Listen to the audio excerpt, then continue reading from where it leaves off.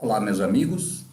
Nós vamos abordar um tópico bastante interessante e que deve ser tratado com muito cuidado, que é um estudo sobre a estrutura da matéria. Por que nós inserimos esse tema no nosso curso de apometria? Primeiro, porque nós estamos jungidos à matéria. Como seres encarnados, nós temos as limitações que a matéria densa que nós habitamos nos impõe. Depois, porque em cada um dos diferentes planos de existência existe um tipo peculiar de matéria que atende a leis, que é regida por normas, sobre a qual nós vamos atuar com a nossa energia mental. Isso vai ficar mais esclarecido em outros tópicos do nosso curso. Quanto mais nós soubermos sobre a matéria, mais conscientes nós seremos daquilo que nós estamos fazendo em cada um desses planos. E dessa forma, mais eficaz será a nossa atuação. Por isso é importante saber. Vamos fazer aqui uma pequena viagem histórica sobre os conceitos de matéria até chegar aos dias atuais e depois nós vamos fazer uma extrapolação para a matéria de planos mais rarefeitos. Então, aqui o nosso tema, estrutura da matéria, uma pequena viagem na física. Os primeiros estudos que nós temos documentação aqui no Ocidente são feitos na Grécia Antiga por Leucipo e por Demócrito, dois filósofos que, questionando o mundo, começaram a tratar sobre a existência ou sobre como seriam as regras que regem essa estrutura na qual nós nos apoiamos. Eles chegaram ao conceito de átomo. Um tomo é uma divisão, um átomo é o que não pode ser dividido. Hoje, com a física nuclear, nós sabemos que nós podemos quebrar o núcleo do átomo, mas transformamos esse átomo em outro átomo, de outro tipo de substância. Coisas que escapavam à compreensão deles naquele tempo, obviamente. Então, eles criaram esse conceito de átomo, uma partícula indivisível. Empédocles, que era outro estudioso, lançou uma teoria dos 4 elementos, que nós conhecemos de literaturas esotéricas. Ar, água, terra e fogo.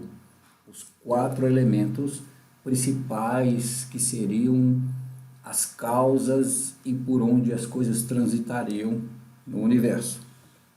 O conceito de 4 elementos perdurou, essa ideia foi hegemônica durante muito tempo, até que em 1627 nasceu um jovem chamado Robert Boyle, que criou uma nova teoria de elementos químicos e que começou a contestar e demonstrar que essa teoria dos 4 elementos não justificava, não explicava tudo o que acontecia na natureza. A ciência é assim, nós vamos nos aproximando do conhecimento à medida que nós evoluímos. Hoje nós temos uma infinidade de recursos, temos equipamentos, temos uma série de conhecimento acumulado que nos permite avançar numa velocidade muito maior do que nesses tempos onde a tecnologia era muito precária e as pessoas eram extremamente curiosas e tinham muita vontade de aprender e conduziam seus experimentos com equipamentos rudimentares, mas foram construindo uma base sólida de conhecimento que nós temos hoje, gerada através do chamado método científico, que nos possibilitou grandes realizações. Vamos passando por esses degraus aí, vocês vão perceber uma série de dificuldades, alguns enganos naturais do caminho, que vão sendo corrigidos paulatinamente. Um outro cientista que trabalhou bastante nessa questão da elucidação das estruturas atômicas foi Henry Cavendish, que viveu de 1731 até 1810. Ele começou estudando um elemento que nós temos na natureza, uma substância. A gente difere elemento como matéria fundamental. Por exemplo, o hidrogênio é um elemento, o oxigênio é um elemento, mas a substância formada pela combinação desses dois elementos é a água. E o Cavendish estudava a composição da água. Depois, em 1803, John Dalton lançou a primeira tabela com pesos atômicos, que ele começou a estudar. Hoje nós temos uma tabela periódica. Se vocês vasculharem na internet hoje, vocês vão encontrar uma tabela periódica com muitos elementos e com muitas características de cada elemento. Não é nosso objetivo aqui descer ao estudo da tabela periódica, mesmo porque nós não vamos utilizar de modo muito intenso as informações que ela contém. Caso seja necessário ao longo do curso, nós sempre vamos buscar recursos. Este é um curso um pouco diferente, ele é mais dinâmico que os cursos costumeiramente colocados. O conteúdo não está fechado ainda. Você que está assistindo o curso pode solicitar, pode lançar alguma dúvida que vai gerar um estudo que nós vamos colocar aqui disponível para todos. Por isso que nós dissemos lá no nosso lançamento que este é um curso diferente.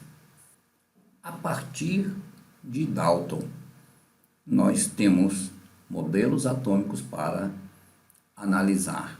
E aí nós vamos ver o progresso desses conceitos e dessa modelagem que foi sendo feita até chegar nos nossos dias. Dalton, em 1803, lançou um livro chamado Absorção de Gases pela Água e Outros Líquidos. Através desses experimentos de absorção de gases, ele começou a chegar na estrutura dos modelos atômicos. Então, algumas coisas que Dalton coloca.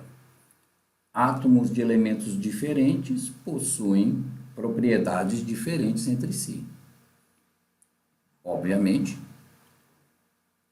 através do estudo das reações, ele foi descobrindo que não eram só aqueles 4 elementos, ar, água, terra e fogo, e que nós tínhamos uma variedade de componentes químicos que causavam efeitos diferentes, reações diferentes. Ele começou a isolar e chegou a essa conclusão. Átomos de um mesmo elemento possuem propriedades iguais, mas têm peso variável. Aqui ele já chegava no conceito de isótopos. Átomos da mesma substância que possuíam massa atômica diferente. Outra afirmação interessante: o átomo é a menor porção da matéria e são esferas maciças e indivisíveis. Nas reações químicas, os átomos permanecem inalterados. Na formação de compostos, os átomos entram em proporções numéricas fixas, como é o caso da água, H2O, 2 átomos de hidrogênio, 1 átomo de oxigênio, que seria esta proporção aqui marcada 1:2. Daí uma conclusão óbvia de que o peso total de um composto é igual à soma dos pesos dos átomos dos elementos que o compõem. Em 1808 surgiu então uma teoria do modelo atômico. O átomo é uma esfera minúscula e maciça, é impenetrável, é indestrutível, é indivisível e tem cargas elétricas neutralizadas. todos os átomos de um elemento químico são idênticos. Este era o modelo atômico conhecido como o modelo da bola de bilhar. Está aqui um exemplo do átomo de Dalton. Este é o modelo da bola de bilhar. Então, para Dalton, nós tínhamos diferentes tipos de bolas de bilhar para combinarmos para fazer todas as substâncias que nós conhecemos. Obviamente, esse modelo se mostrou incorreto. Mais tarde, Thomson lançou um novo modelo a partir da descoberta do elétron em 1897. Observe que essas descobertas estão relativamente bem próximas a nós.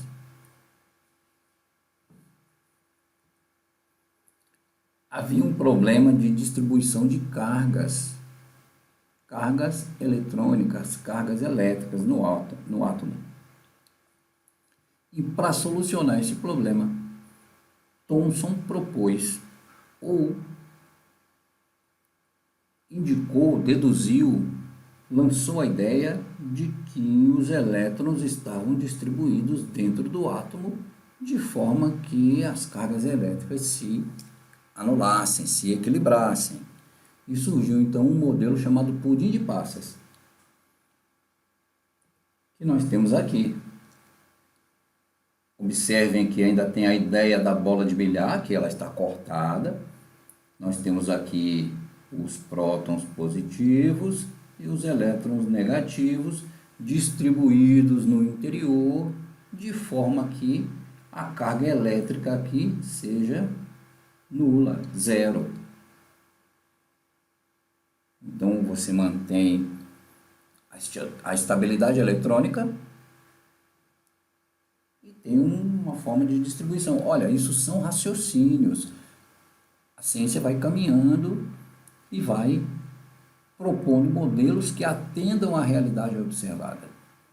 Rutherford comprovou que o modelo proposto por Thomson, o pudim de passas, era inadequado. Ele não conseguia resolver alguns detalhes. Como que ele comprovou isso? Através do espalhamento de partículas alfa. Já nessa época, com o conhecimento de elementos químicos que eram radioativos, que emitiam partículas e direcionando essas partículas para determinadas lâminas compostas de outros elementos, estudava-se a forma como essas partículas eram desviadas, por isso que se chama espalhamento, e colidiam com um anteparo. Então, através desse tipo de experiência, descobriu-se algumas coisas bem interessantes.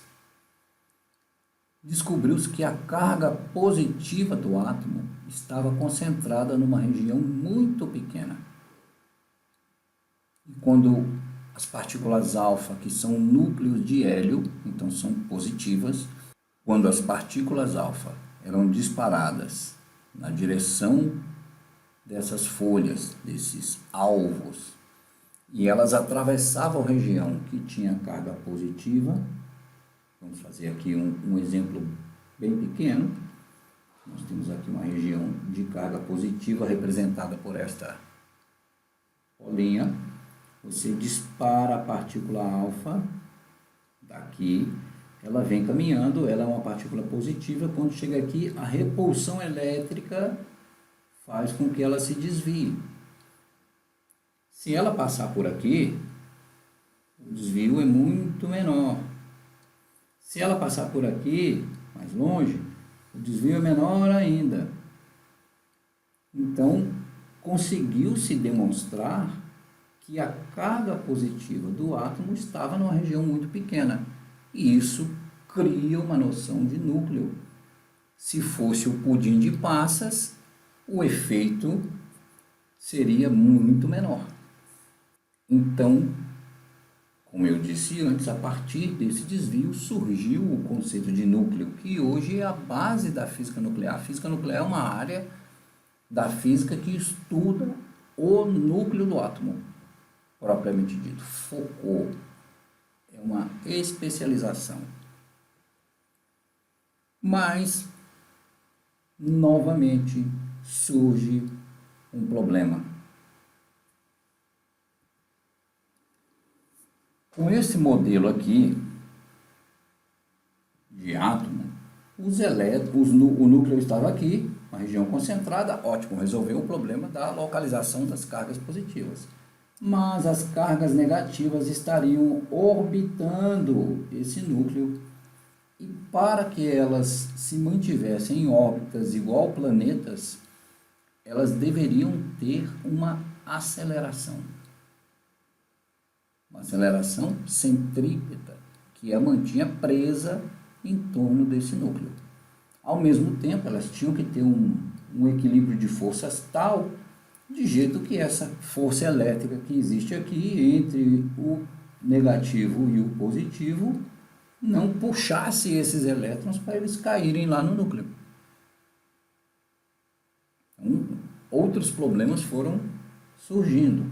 Além do que, já era sabido que todo corpo elétrico acelerado emite radiação e essa radiação não era observada. E aí começaram os problemas. Como que não emite radiação se está acelerado? A observação não batia com a teoria. Para isso era preciso evoluir para um outro modelo. E foi o que fez o senhor Niels Bohr, conhecido como Bohr. Em 1913, século passado, ele lançou um modelo que concordava com as observações que eram feitas. E esse modelo era baseado em postulados. Ora, quando você não tem ferramental para determinar experimentalmente, para comprovar alguma coisa, você pode postular. Aqui um pouco de filosofia misturado com a ciência material. Então, Bohr fez alguns postulados. Ele declarou, vamos dizer assim, que as coisas eram desse jeito, baseadas na observação. Então, vamos aos postulados de Bohr. Um elétron e um átomo se movem em uma órbita circular em torno do núcleo, sob a influência da atração coulombiana, que nós já vimos ali atrás. A atração coulombiana é a atração elétrica. Entre o elétron e o núcleo, obedecendo às leis da mecânica clássica. Aquela que determina força igual a massa vezes aceleração, ação e reação. Lembramos aqui de Newton. Então, é a mecânica clássica, também conhecida como mecânica newtoniana. Em vez de uma infinidade de órbitas que seriam possíveis, segundo a mecânica clássica. Então, aqui, primeiro ele diz que seguia a mecânica clássica, depois ele colocou uma restrição. Em vez de uma infinidade de órbitas que seriam possíveis segundo a mecânica clássica, um elétron só pode se mover em uma órbita na qual o seu momento angular orbital é um múltiplo inteiro, guarde essa palavra, de H, que é a constante de Planck dividida por 2π. Aqui começam conceitos de quantização. Veja a raiz da mecânica quântica já plantada aqui, porque são múltiplos inteiros. Então, são órbitas fixas. 1, 2, 3, 4. Números inteiros. Aí vem o pulo do gato. Apesar de estar constantemente acelerado, um elétron que se move em uma dessas órbitas não emite radiação eletromagnética. Portanto, sua energia total permanece constante. O que ele fez? Ele fixou o elétron dentro da sua órbita. Enquanto ele possuir aquela energia, ele fica naquela órbita. É emitida radiação eletromagnética se um elétron que se move inicialmente em uma órbita de energia total é inicial, muda o seu movimento descontinuamente. Aqui já está embutido o conceito do tal salto quântico. A mudança é descontínua, de forma a se mover em uma, está escrito errado aqui, em uma órbita de energia total, energia final. Então veja bem, quando o elétron sai de uma órbita e vai para outra órbita, dentre aquelas possíveis, ele emite energia eletromagnética. A frequência da radiação emitida, ele ainda determinou o valor da frequência da radiação emitida, é igual, ele chamou, vamos chamar a frequência de V, é igual a diferença das energias inicial e final, dividido pela constante de Planck. Então, vou colocar aqui. Seria assim, V igual EI menos F dividido por H. Essa é a frequência da radiação emitida. E nós temos aqui, então, o modelo que Bohr preconizou. Observe umas coisas interessantes. Lembra a bola de bilhar? Um pouco, mas tem muitas alterações aqui. Ele não é sólido igual a bola de bilhar. Ele possui camadas eletrônicas que comportam uma quantidade de elétrons.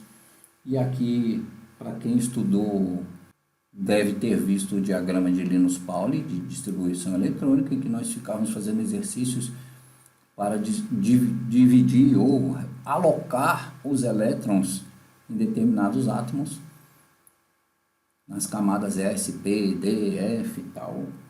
Esses números aqui são as quantidades máximas de elétrons que podem ter nas órbitas e que reproduzem com esse total a matéria conhecida, de acordo com a distribuição eletrônica, que é a mesma quantidade. O número de elétrons é igual ao número de prótons no átomo neutro. Então, o número de prótons é que define qual é o elemento, e aí você divide os elétrons aqui de modo a equilibrar o átomo. Estudando tudo isso aí, um jovem chamado Louis de Broglie, que ficou conhecido por de Broglie, observou o seguinte: o modelo de Bohr impunha que os elétrons só podiam ficar em determinadas órbitas, números inteiros, lembra-se? A raiz da quântica. Em 1924, de Broglie apresentou a sua tese de doutorado e nela ele começou a colocar uns conceitos que hoje nós trabalhamos bastante. Muitas pessoas falam disso sem nem saber a raiz, não sabem exatamente do que estão falando, mas ficou muito bonito falar em física quântica. Ele propunha, então, que o elétron pode apresentar um comportamento de onda. Ora, ele misturou da mesma forma que a luz, os fótons, que em 1905 Einstein já tinha falado que tinha um comportamento dual, que a luz era composta de corpúsculos de luz. Então a luz tinha uma certa materialidade, podia se comportar como onda, como matéria. De Broglie estendeu esse conceito ao elétron, e o elétron é matéria, o elétron tem massa definida, calculada.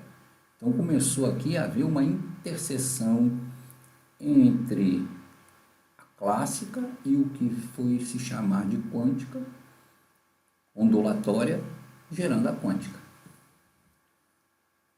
Previu que o elétron possuía uma onda piloto, uma onda natural, cujo comprimento é dado pela constante de Planck, dividida pela massa, multiplicada pela velocidade.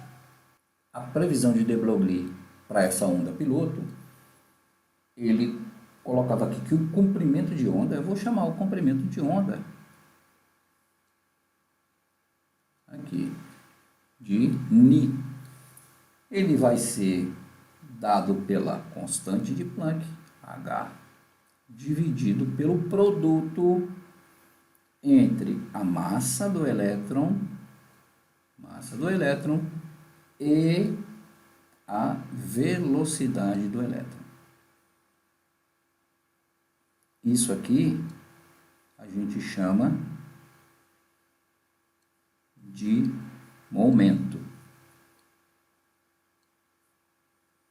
Então, essa onda tinha uma frequência, essa onda tinha frequência e comprimento, mas ele estava tratando aqui de comprimento de onda. Esse comprimento de onda era dado por essa equação aqui. E a frequência F é igual a 1 sobre μ. Isso aqui, um pouquinho de matemática. Não vamos precisar calcular nada disso nos nossos trabalhos de apometria, tá? Já vou logo adiantando aqui, é para você entender o funcionamento do universo, para você entender aonde nós estamos inseridos e como nós podemos trabalhar. Depois nós vamos extrapolar esses conhecimentos para especificamente a nossa área de atuação no campo da chamada matéria astral e mental. Chegaremos lá. Os cálculos mostravam que, uma vez determinadas as órbitas do modelo de Bohr, cabiam nelas números fixos inteiros de comprimentos de onda. As coisas convergiram, comprovando então que por que as órbitas de Bohr deviam ser discretas. Eu não sei se vocês perceberam aqui uma coisa bastante interessante. A mudança de órbita é descontínua. As órbitas são fixas e discretas, números inteiros. Daí a quantização. Em virtude da comprovação da tese de de Broglie, o modelo do átomo de Bohr passou a adquirir um aspecto ondulatório. Isso foi comprovado em 2 lugares diferentes, por cientistas diferentes, Davidson e Thomson, que depois que eles conseguiram comprovar isso, eles dividiram o Nobel em 1937. Observem que nós estamos saindo de uma coisa densa, física, para entrar numa coisa envolvendo ondas, envolvendo padrões de energia. E de maneira quantizada. É uma coisa interessante a gente pensar. Observe, se as órbitas são fixas e a mudança de órbita é descontínua, vamos raciocinar com uma coisa que faz uma mudança contínua, para a gente poder pensar na diferença. Um avião. Um avião, ele tem, a gente pode chamar, quando ele está na pista, ele está numa distância do solo. Quando ele está em altitude de cruzeiro, ele está numa distância diferente. As quantidades de energias do avião são diferentes.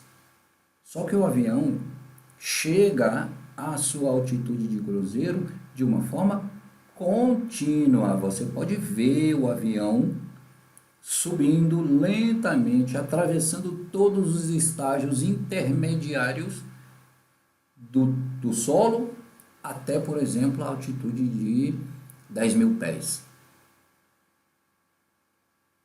Contínua. Observe que aqui no átomo se falou de mudança de órbita descontínua. Então, assim, o elétron não pode, por definição, ele não pode passar por essas regiões intermediárias aqui. Como que ele faz então? Pensaram? Esse é o conceito do salto quântico. Quando ele acumula energia suficiente para transferir-se desta órbita para esta órbita, ele realiza o salto. No momento exato do salto, naquele milionésimo de segundo, ele desaparece aqui e aparece aqui. Naquele milionésimo de segundo, ele não está nem aqui e está aqui e aqui ao mesmo tempo. Essa é a ideia por trás da observação e que é matematicamente definida pelas regras. Nós conseguimos observar isso, nós conseguimos lá olhar um elétron pulando, botar um microscópio, alguma coisa, uma lente que nos mostre esse salto que a gente possa observar? Não. Quando nós projetamos alguma espécie de luz aqui para ver, nós bagunçamos o átomo todo. Então nós temos isso como uma definição matemática, como um postulado, aceitamos como uma comprovação e colhemos os frutos dessa realização.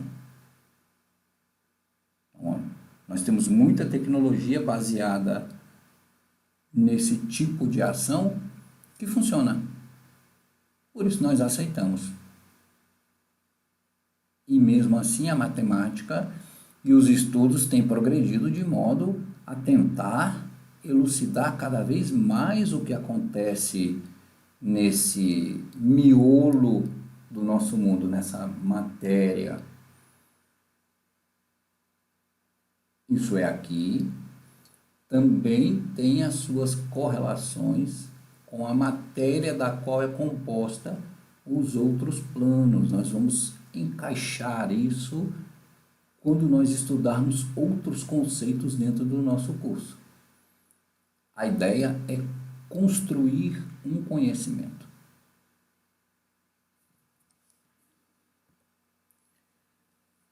Então, está aqui, ó, o nascimento real da chamada mecânica quântica, da qual tem um monte de gente tirando proveito aí de uma forma, vamos dizer assim, extrapolando esses conceitos. Nós vamos fazer a mesma coisa aqui. Mas ninguém parou ainda para explicar para você como extrapolar esses conceitos. Em alguns casos, a pessoa nem sabe do que está falando.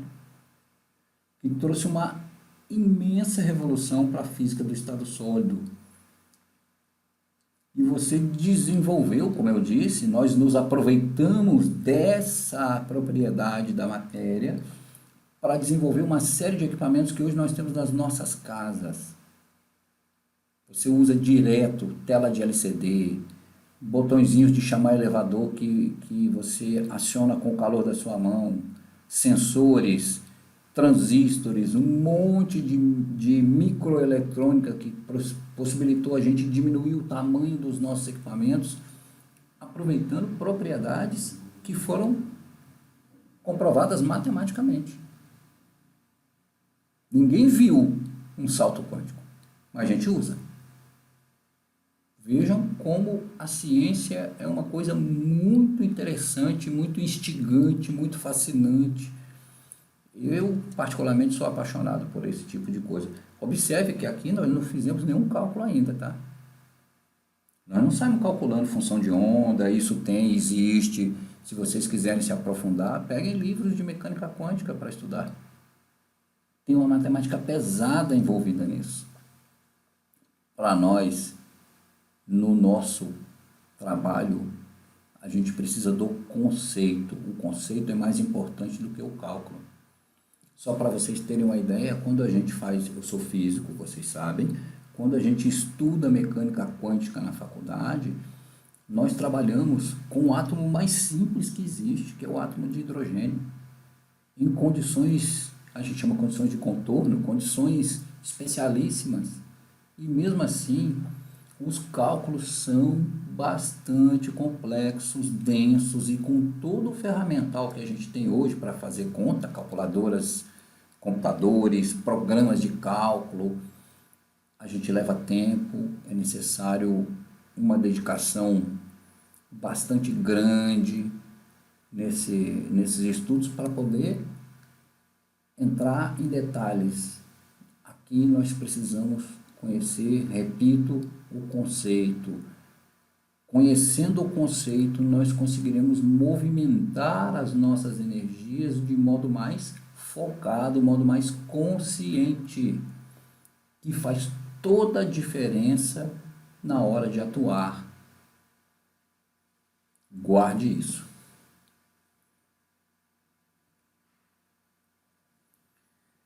Hoje nós temos equipamentos capazes de acelerar os nossos cálculos. Nós temos equipamentos capazes de fazer acelerações de elétrons e de núcleos e de elementos para fazer choques, colisões, e estudamos muito.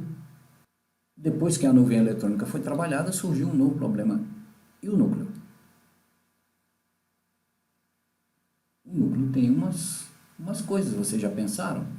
Os elétrons estão teoricamente afastados de si, uns dos outros, ou possuem outras propriedades que fazem com que eles fiquem dividindo lá um orbital. Mas e o núcleo? Como que nós juntamos um monte de partículas positivas num lugar só e elas não se repelem, não se desestruturam? Já pensaram nisso? A comparação de massa entre elétrons e prótons mostram que o elétron é mais ou menos 1840 vezes menor do que o próton.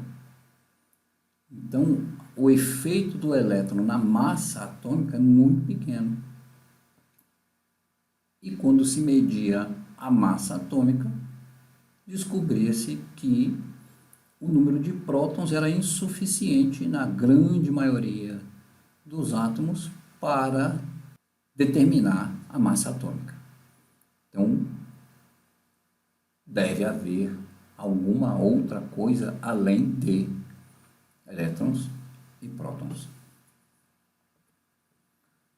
Postulou-se, então, novamente, a existência de uma partícula que seria semelhante ao próton em termos de massa, mas que possuía carga elétrica nula, de modo que a quantidade de elétrons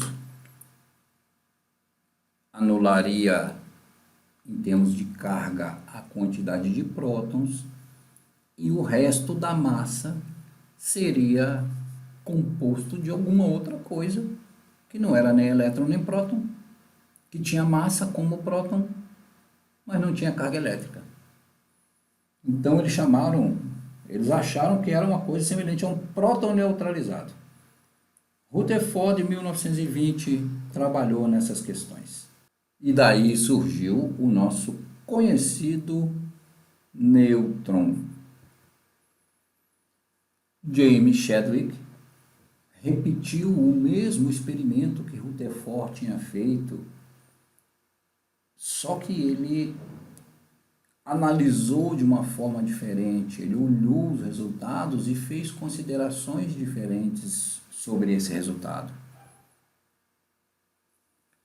Aqui está mais ou menos representado o experimento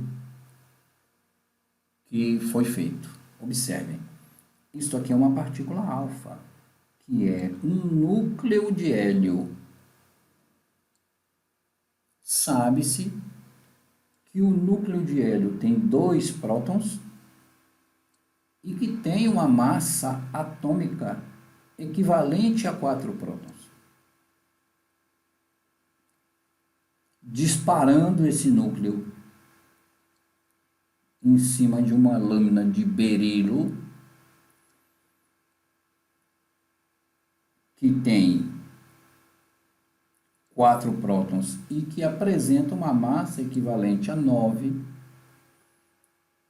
a reação provocada por esse choque gera um elemento conhecido, que é o carbono,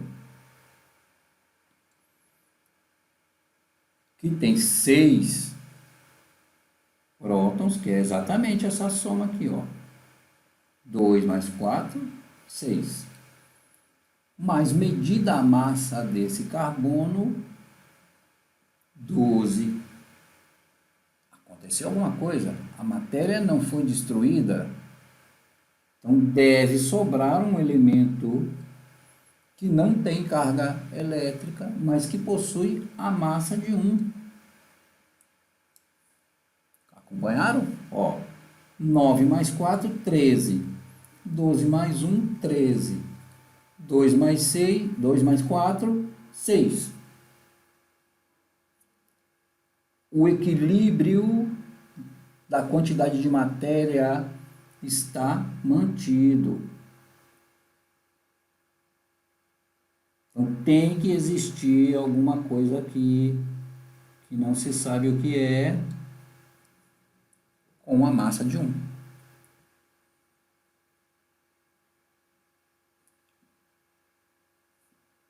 Descoberto o nêutron.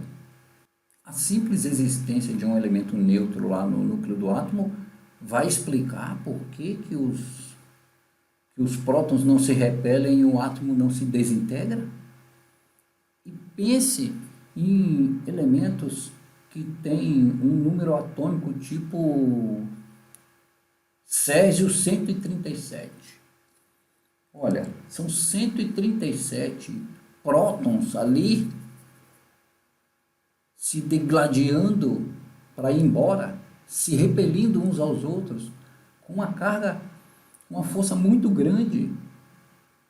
E o que mantém eles lá grudadinhos, pelo menos durante um determinado tempo, até que o césio se desintegre? O césio é um material chamado radioativo, ele decai, ele vai, a tensão é tão grande que ele não consegue manter essa estabilidade nuclear e se desmancha em outro elemento para que o núcleo fique estável. Ora, essa explicação simples, a simples existência dos nêutrons, não garantia a estabilidade nuclear. De volta todo mundo para a prancheta, de volta todo mundo a estudar, de volta todo mundo a questionar e procurar os motivos dessa estabilidade. Surgiu então a teoria que levou a gente a conhecer uma nova subpartícula. A gente não estuda essa subpartícula na química básica de colégio. Nós estudamos de que são compostos os átomos: elétrons, prótons e nêutrons. Mas existe muito mais coisa lá. Para o tipo de trabalho que nós realizamos em determinados níveis acadêmicos, não faz diferença e não é necessário você introduzir coisas complexas que demandam grandes cálculos, porque não vai alterar aquilo que a gente produz. A gente precisa ir construindo conhecimento de maneira que a gente utilize as informações para o que nós precisamos realizar. Nesse caso aqui, como nós estamos fazendo um grande passeio sobre o que aconteceu, nós vamos falar aqui dos nossos amigos mesons. Eles foram apontados primeiro de forma matemática, fazendo equações sobre equilíbrios de forças e aplicando teorias que eram conhecidas. Deduziu-se matematicamente que deveria existir uma partícula tal. É igual àquilo que todo mundo ouviu outro dia aí, que estavam procurando, numa grande colisão de partículas, comprovar ou detectar a existência do bóson de Higgs. O bóson é outro tipo de subpartícula, nós nem vamos tratar dela especificamente aqui, mas supõe-se que essa subpartícula, o bóson de Higgs, tenha existido durante alguns milionésimos segundos no grande evento que criou o universo chamado Big Bang. Matematicamente, Higgs provou sua existência, por isso que ele é chamado de bóson de Higgs. mas ninguém nunca conseguiu mostrá-lo realmente, nunca conseguiu evidenciar. Então, estavam tentando reproduzir uma colisão semelhante àquela que se acredita ter acontecido no tal Big Bang, para ver se dos resultados dessa colisão você conseguia medir a presença do bóson de Higgs, mesmo que seja por uma fração de milionésimo de segundo. Hoje nós temos equipamentos, grandes colisores, grandes máquinas que fazem isso.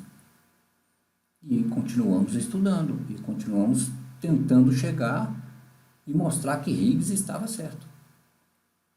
Da mesma coisa aconteceu aqui com os nossos amigos mesons, que são um pouquinho mais, vamos dizer assim, sólidos, mais compactos e mais presentes do que o bóson de Higgs, e que depois tiveram a sua existência comprovada. Vamos ver como é que nós chegamos a eles. Yukawa, em 1935, apontou matematicamente a existência dos bósons. Como? Ele pegou uma teoria chamada teoria quântica do campo. Nós vamos ver isso aqui de jeito nenhum. Quem tiver curiosidade, vai atrás e pesquisa. Não é nosso objetivo esmiuçar todas as teorias físicas para chegar em equações mirabolantes que, no fundo, nós não vamos utilizar. Então, aplicando essa teoria quântica do campo às condições existentes nos núcleos, essa teoria preconiza que a troca de subpartículas entre um componente e outro, um próton e um nêutron, um próton e outro próton, seriam feitas por coisas que são subpartículas, que têm uma certa massa, que têm uma carga, que têm uma informação, e esse trocar constante dessas subpartículas lá no interior do núcleo manteria o núcleo estável. Então vamos ver como que eles chegaram lá. Ele aplicou essa teoria, e para manter a coesão do núcleo precisa de uma força extremamente grande. Tão grande que é a maior, em termos de potência, a maior força conhecida atualmente, e recebe esse nome, força forte. Na natureza nós temos 4 tipos de forças diferentes: força forte, força fraca, força eletromagnética e força gravitacional. Cada uma delas tem uma teoria, vocês encontram isso nas nossas explicações iniciais do curso de magnetismo, que devem estar disponíveis para vocês aqui também nesse curso de apometria. Eu vou verificar, e se não estiver, essa parte também vai ser colocada para vocês poderem ter uma noção sobre essa questão das forças. Mas, para o nosso tema atual, chegaram à conclusão que tinha que ter uma força que conseguisse suplantar a poderosa força coulombiana de repulsão eletrônica das cargas positivas do núcleo. E para essa força suplantar a outra, ela foi batizada então de força forte. Depois de cálculos, o senhor Yukawa encontrou uma partícula de massa aproximadamente 200 vezes maior que o elétron. O elétron é 1.800 vezes menor que o próton. Essa partícula era 200 vezes maior que o elétron. Então, se você dividir, vamos simplificar, 1.800 por 200, você vai ter aqui que essa partícula era o quê? Era 9 vezes menor do que o próton.